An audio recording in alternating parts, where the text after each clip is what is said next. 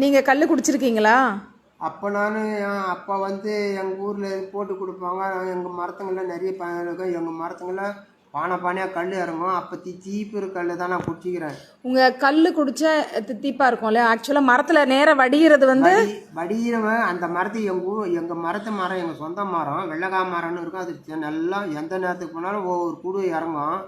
அந்த கல் அவ்வளோ இனிப்பாக இருக்கும், சாப்பிட்றதுக்கு நல்லா இருக்கும். அப்போ எனக்கு எங்கள் சித்தப்பா அவங்கெல்லாம் அங்கேருந்து அவங்களாம் எங்கள் மரத்துங்களை வந்து அவங்க வந்து அந்த கல் மரத்துக்காக அவங்க எடுத்து போடுவாங்க.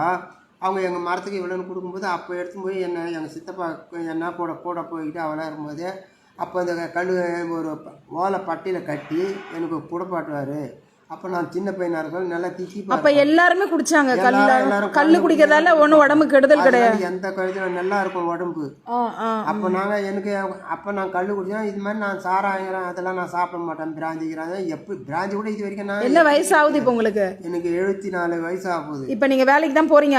அதில் வேலைக்கு இல்லை, நான் விவசாயத்தில் தான் விவசாயம் பார்த்துட்டீங்க. அதான் விவசாயமும் வேலை தானே?